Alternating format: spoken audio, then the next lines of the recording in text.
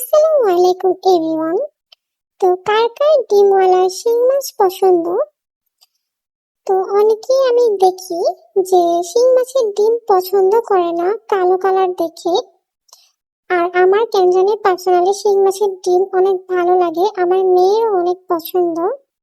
তো আমি শিং মাছের ভিতর থেকে ডিমটা বের করে নিলাম, এতে করে শিং মাছটা ধোয়ার সময় সুবিধা হবে। আর ডিমটা যদি ভিতরে থাকে তাহলে ডিমগুলো একদম নষ্ট হয়ে যাবে, মাছটাও ভালোভাবে পরিষ্কার করা যাবে না।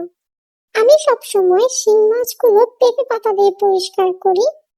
তো আমার কাছে আজকে পেঁপে পাতা ছিল না বলে আমি এভাবে পরিষ্কার করেছি। আপনারা কে কিভাবে পরিষ্কার করে থাকেন জানাবেন, দেখবো কে কোন টিপস ফলো করেন। তো এইভাবেও মাছগুলো অনেক ভালোভাবে পরিষ্কার করা যায়। তো অনেকে আবার দেখি পাটার উপর পরিষ্কার করে, তবে সব থেকে পেঁপে পাতা দিয়ে পরিষ্কার করলে অনেক সুন্দর, একদম নিখুঁত ভাবে পরিষ্কার হয়। আর কষ্ট, এত বেশি একটা কষ্ট হয় না। এভাবে একটু কষ্ট হয়, একটা একটা করে প্রতিটা মাছ পরিষ্কার করতে হয়, ভালো হাত অনেক ব্যথা হয়ে যায়, কিন্তু খুব ভালো পরিষ্কার হয়।